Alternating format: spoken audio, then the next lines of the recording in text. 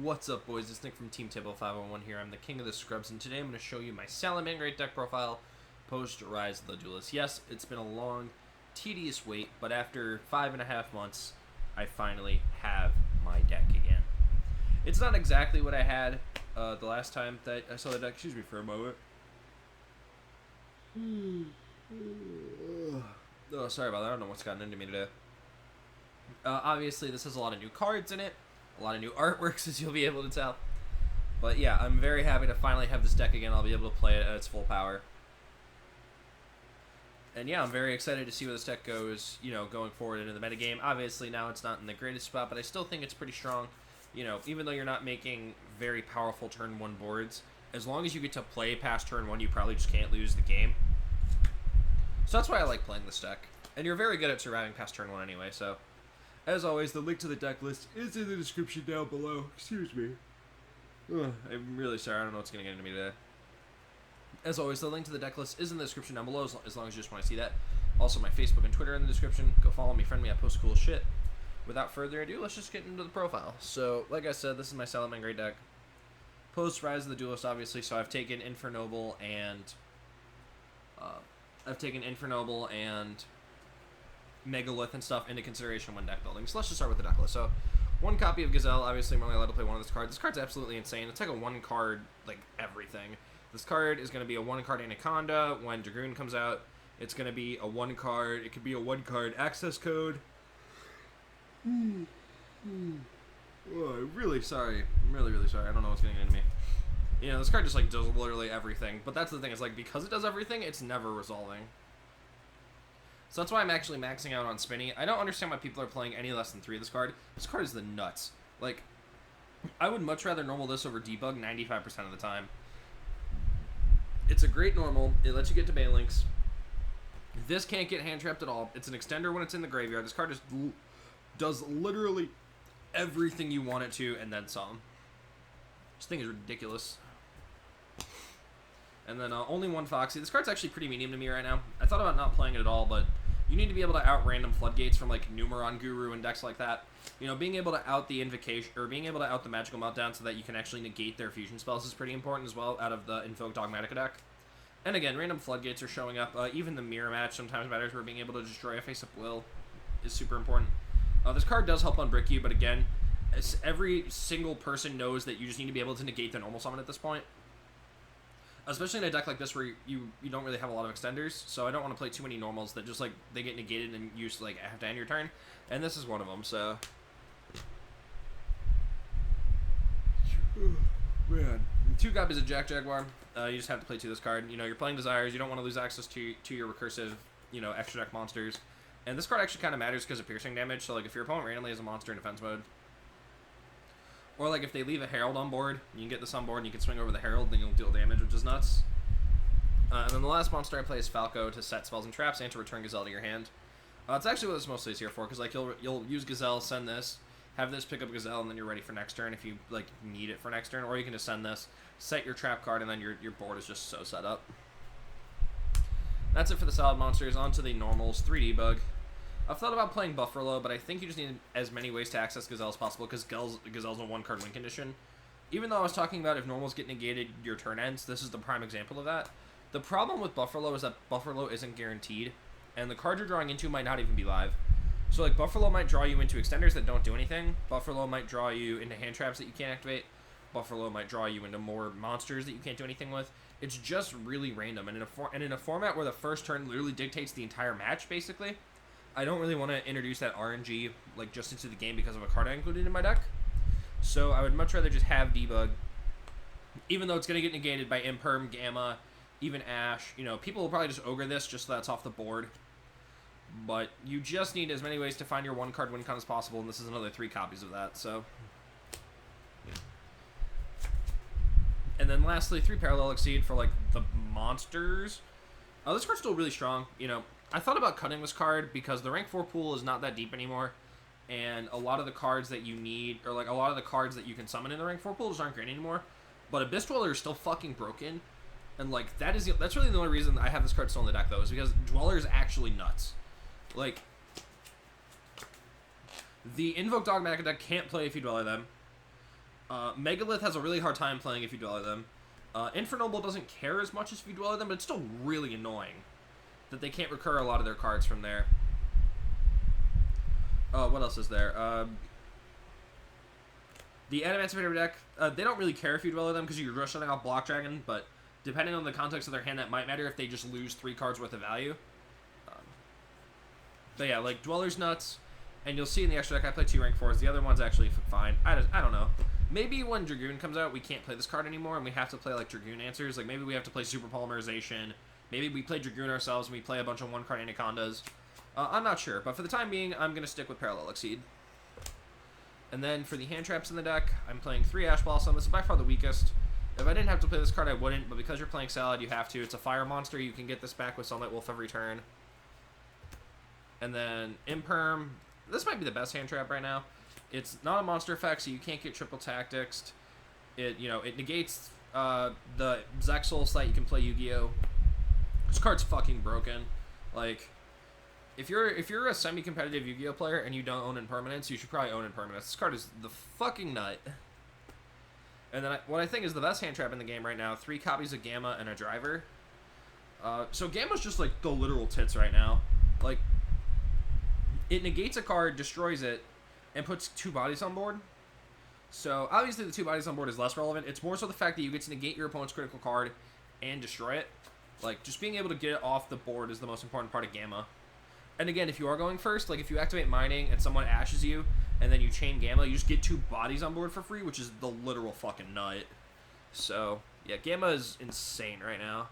If you're playing a deck and if you have like 4 cards in your deck and you don't know what to play, just play Gamma. The card's broken. Even though I'm playing a very heavily blind first deck, you just really need to be able to play if you lose the die roll. This is the card that lets you play if you lose the die roll. Because, like, even if you do go first, like, they're going to have to remove your monsters to kill you. So, or even they'll just, like, triple tactics you. If you hand trap it and they'll steal your monster, then you have no cards on board. You can Gamma them. It's, like, really insane. And then the last hand trap, I'm playing 2 main deck copies of Ghost Ogre. I wanted to play 3, I just couldn't really make room. You can make the argument that maybe I'm supposed to cut an Ash, play 2 Ash, 3 Ogre. You could do that if you wanted. You can cut a Spell or Trap, play an Ogre as well. You just need to have this card somewhere in your deck because you need to be able to answer the Numeron network. This card's also really good sometimes if you just, like, Ogre the Assault and get it off the board. They have a hard time playing through that. Or if you Ogre the Sublimation, the Equip card, you can Ogre that and you can end their turn. You can also just Ogre the Borreload Savage to get it off the board. So yeah, Ogre's just really, really good right now. That's it for the monsters. Well, monsters and hand traps. Moving on to the spell cards. 3 Signet Mining and 3 Pot of Desires. Just maxing out on consistency in the deck. Like I said, you need to find your 1-card win condition. These cards help you do that. Even if Desires banishes Gazelle, it doesn't matter. You have so many other cards in your deck that can help you win the game. Mining is obviously nuts, being able to add anything except the Parallel Exceeds. 2 copies of Will. You need to be able to extend through hand traps. This card's really paradoxical, though. It doesn't help you play through hand traps. It's also not a hand trap, or it doesn't stop your opponent from playing, but you need to be able to extend through your opponent's hand traps, because again, your debug's going to get negated, your normal's going to get interacted with, or even like the Balinks will get gammaed. You need to be able to play through that, so this card lets you play through all that stuff. And then 1 of each Circle and Sanctuary. You know, I'm only allowed to play 1 Circle, and then you have to play Sanctuary because it's a field spell. And then for the actual trap cards, 2 Roar, 2 Rage. You know, you could play 1. I thought about playing 1 in one of these. You know, you could like cut a Roar and play the 3rd Ogre if you wanted. Or I've thought about cutting these to play like a 3rd Ogre and a Reborn. I'm not sure yet. I think this ratio also changes when Dragoon comes out because, again, you need to be able to answer that fucking guard because it's going to be a pain in the ass. Or, like I said, maybe we just have to make room for it. So, like, maybe the cuts are, you know, I cut these to make room for, like, all the, like, I have to make room for the Red Eyes Fusion and the Dark Magician and shit. So, I don't know. But, yeah, like I said, for the time being, you know, Rise of the Duelist, these cards are nuts. You know, these are going to help you to stop your opponent from making their end board. Or they're gonna help you stop your opponent from cracking your board so that you can kill them on turn 2. So that's it for the main deck. It's 40 cards. I'm pretty happy with it for the moment. Like I said, the only thing I might change is I might change Will or a Trap for a 3rd Ogre, just because Ogre is so strong right now. But other than that, I'm very happy with the main deck. Moving on to the extra deck, we've got our Field Centers, Rick and Morty and Top. Shout out to Brian and Logan. They actually helped me with my hero build. That'll be up next week. 3 Balinks, 3 Wolf, and 2 Heatleo. You know, this is just stock extra deck stuff. This ratio will basically never change. I really wish we could go back to the days of playing 2 Banelings, because I still kind of hate this card fundamentally. But again, you just have to play 3 of it, because you need to be able to protect your cards from destruction. Wolf is also your win con, you know, Heat Leo, Shuffle back, Floodgates, and back row and stuff. And then for the other Link monsters, 1 Splash Mage, this card's the nuts. This card actually helps you extend a lot, and it also can help you make a rank 4, because it can bring back any Cyber, so you can bring back Debug, or you can bring back, like, Parallel Exceed. You can just keep going from there. Debug helps you make the rank 4, Parallel is just good. Nightmare Phoenix, Stout Floodgates, update for the OTKs. Transcode, I think, is really necessary right now. This card helps you climb into access code while also just, like, being a mini access code itself. You know, you can, if you want to be able to protect your cards from targeting, you can just go, like, transcode, use its effect, bring back update, and now these can't be targeted. I mean, obviously, they'll imperm you on the activation of its effect, but if you're worried about, like, Striker or something, then you can, like, do that. Or, like I said, if you're climbing through access code and you know you're not going to get in a beard, then you might as well make the extra 1,000 and, or give the extra 1,000 attack and pop an extra card. And then the lad himself, access code. This card is the fucking tits. Like, can't be responded to, can pop anywhere from 1 to 37 cards. It's massive, it's going to attack for a bunch, and because of update, it'll attack twice. This card is the tit. You know, Gazelle makes this, you know, Gazelle plus anything in your graveyard makes this card. You know, Debug by itself can almost make this card, so, you know, this is how you're winning, like, 99% of your games, is through access code killing them on turn 2. And then for the rank 4s, the 1 Dweller, because this card's broken, and the 1 Baguska.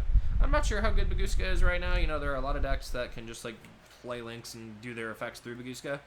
But this card, like, is also really annoying, because, like, if they don't have a lot of inherent extenders, then they don't get to play. It's not good against Infernoble. That'll summon Fireflint Lady and then make Hulk, and then you lose the game.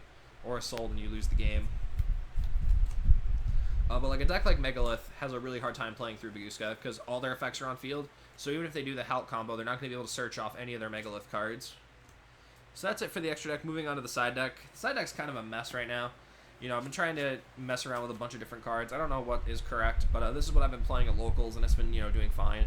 So for the broken one-ofs, 1 copy of Dino Wrestler Pankratops, 1 copy of Imperial Order, and 1 copy of Red Reboot. You know, Pankratops is just here as a flexible, interactive piece. Order is strictly for Striker, because there are a million Striker players at my locals, and I hate losing to that fucking deck in 2020, so...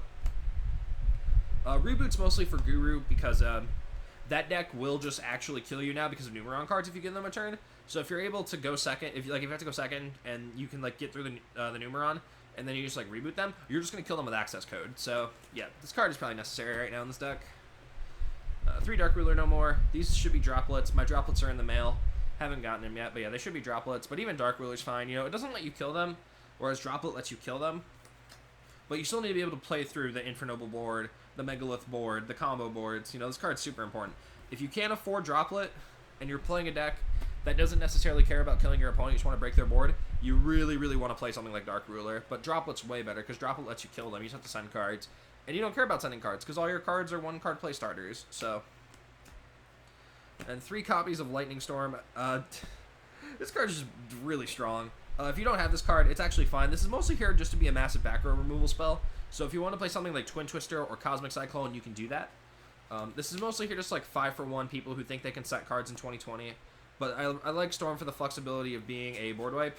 But again, I understand it's $120. If you can't afford them or don't want to buy them, I completely understand. You can play Twin Twister. It'll basically do the same thing. And 3 copies of Evenly Matched. This is mostly here as also a back row hate card, but it's also here against Dogmatica because they're not really playing a lot of trap cards. So if you're able, even if they end on like the Makaba plus like all the searches, if you just like evenly them, they have to choose between keeping Winda and keeping Makaba. A lot of the time they're going to keep Winda, but if they're bad and they keep Makaba, you can just beat that. It also just like clears all the advantage as well, so... And again, this card comes in against back row decks, being able to blow them out with a 4-for-1, you know. Pretty fucking good, I've heard.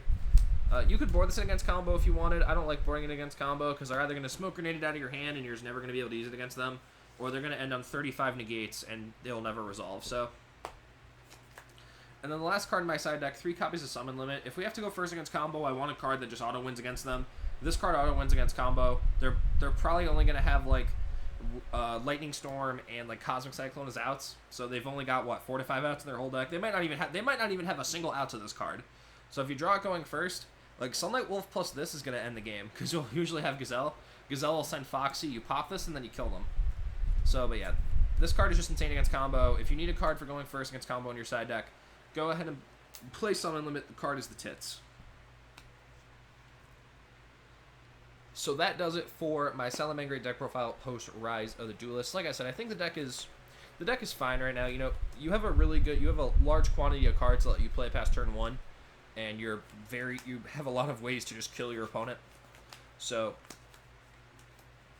obviously a lot changes when Dragoon comes out. We're gonna have to play a lot of different cards to be able to play through that. We might even just play it ourselves if we're able to get to Anaconda, because you know that's a pretty fair and balanced Yu-Gi-Oh card. JK, by the way, that card is broken as shit. Why does it just say 2 monsters? If it just said, you know, 2 monsters with different names, or 2 monsters including a Predaplant monster, you have to play Garnets in your deck, but like, man, what's wrong with people? But yeah, when Ed Dragoon comes out and I have the chance to play test against it, I will update the profile for you guys. And like I said earlier, I'll have my updated Hero profile out next week. I'm playtesting a lot of different cards and a lot of different builds of that deck, so I'll show you what I have when I, you know, get to a conclusion. But anyway, that's going to do it for the Salamangreat deck profile. Link to the deck is always in the description down below. Also, my Facebook and Twitter there. Go follow me, friend me, I post cool shit. And that's going to do it for this video. Thank you guys so much for watching. My name is Nick from Team Tibble 501, and get good scrubs. I'll see you next time.